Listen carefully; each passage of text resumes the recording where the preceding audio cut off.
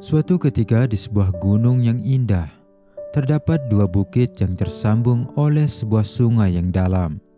Di kedua bukit ini hiduplah kawanan kambing gunung. Para kambing yang senang bermain di tebing yang terjal dan mencari makan di atas pegunungan. Di bukit sebelah kanan dihuni oleh para kambing yang memiliki bulu dominan warna putih. Sedang di bukit sebelah kiri dihuni oleh kambing yang memiliki bulu dominan warna hitam. Kehidupan para kambing di kedua belah bukit ini berjalan tentram dan rukun. Tidak ada yang merasa lebih unggul dalam hal ras atau keturunan. Namun begitu, ada sebuah tradisi dalam setiap koloni kambing yang sedikit kontra dengan keadaan tentram itu, yaitu tradisi beradu tanduk atau beradu kepala. Para kambing di kedua bukit itu senang sekali melakukan adu tanduk untuk membuktikan siapa yang lebih kuat di antara mereka, atau untuk memperebutkan betina. Tentu ada kebanggaan dan harga diri tersendiri untuk melakukan hal itu, apalagi jika ia bisa memenangkannya. Dan para kambing mudalah yang paling senang dengan tradisi itu. Di bukit sebelah kanan yang dihuni para kambing putih, terlihat seekor kambing muda tengah mencari makan di sebuah tebing. Ia terlihat lebih lihai dan lebih gesit dibandingkan kambing-kambing yang lain. Diketahui ia adalah kambing terkuat di koloni itu. Meskipun ia masih muda, tapi dia memiliki tubuh seperti kambing dewasa, tubuh yang tegap dan kaki-kaki yang kuat. Tidak ada yang bisa mengalahkannya beradu tanduk, bahkan dalam hal mencari makan sekalipun. Ia tidak pernah mau kalah. Jika ada yang mencari makan di bukit yang tinggi, ia akan naik ke tempat yang lebih tinggi.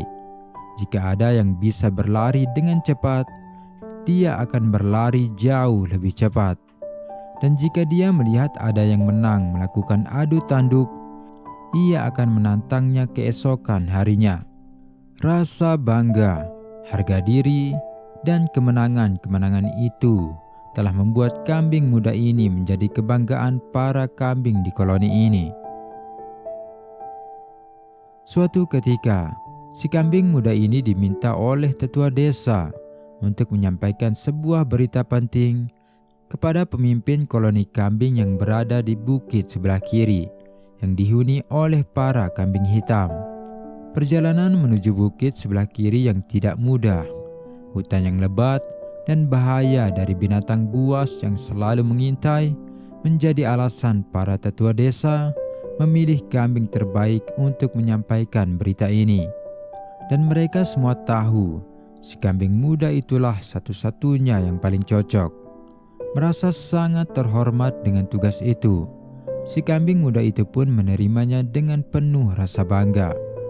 Diperkirakan perjalanan itu akan menghabiskan waktu 2-3 hari untuk pulang pergi. Namun siapa sangka, perjalanan ini akan memberikan si kambing muda ini pelajaran yang tidak akan pernah ia lupakan.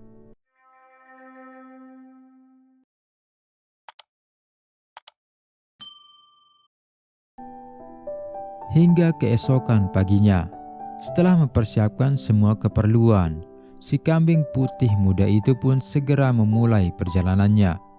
Sebab ia sudah terbiasa hidup penuh dengan tantangan dan pertandingan, perjalanan itu pun terasa begitu mudah.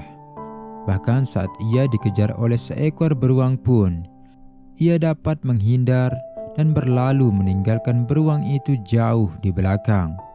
Terima kasih kepada kaki-kakinya yang kuat dan gesit.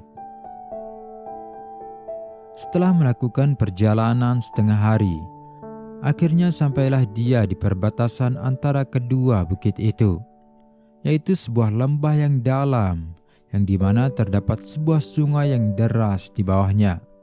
Terdapat jembatan yang terbuat dari batang kayu yang menjadi penghubung antara bukit kanan dan bukit kiri. Sebuah batang kayu yang hanya cukup untuk jalan seekor kambing. Bahkan untuk dilalui 2 tupai yang berbagi jalan pun tidak akan cukup. Dalamnya lembah di bawah jembatan itu akan membuat siapa saja yang menyeberanginya merasa bergetar.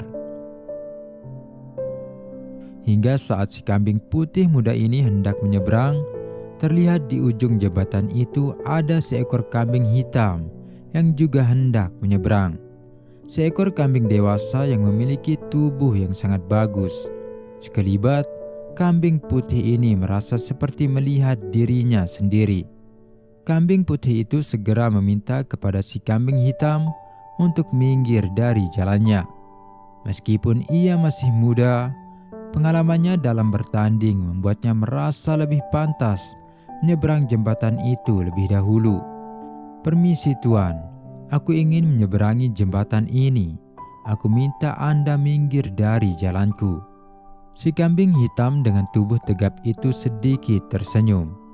Ia sendiri ternyata adalah jawara tak terkalahkan dari bukit sebelah kiri.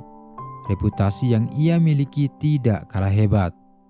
Ia merasa harus memberi kambing muda itu pelajaran agar bisa lebih menghormati kambing yang lebih dewasa, dan juga agar ia sadar siapa bosnya di sini. "Tentu saja kamu boleh lewat terlebih dahulu, tapi kamu harus mengalahkanku lebih dahulu," ucap si kambing hitam dewasa itu, menggerakkan tanduknya sebagai tantangan terbuka untuk melakukan adu tanduk. Sama sekali tidak ada yang mau mengalah di antara mereka. Harga diri dan pendirian yang mereka banggakan seolah membutakan mata mereka untuk melihat keadaan berbahaya di sekitar.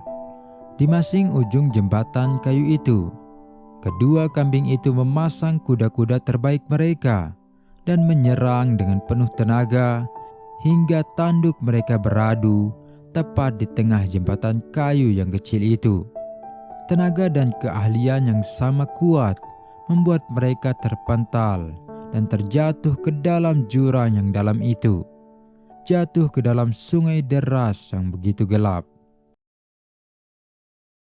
Teman-teman, seringkali harga diri dan pendirian yang teguh membuat kita menjadi kaku dan buta untuk melihat hal lain.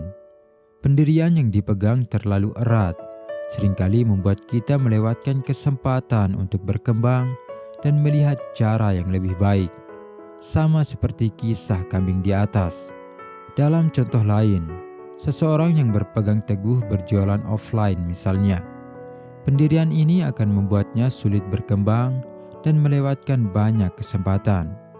Memiliki harga diri dan pendirian itu penting, teman-teman. Tapi jangan dipegang terlalu kuat hingga membuatmu sulit berpikir dan bergerak. Teman-teman bisa mensupport channel ini dengan meninggalkan like dan komentar positif. Terima kasih atas segala bentuk supportnya dan sampai jumpa di kisah berikutnya.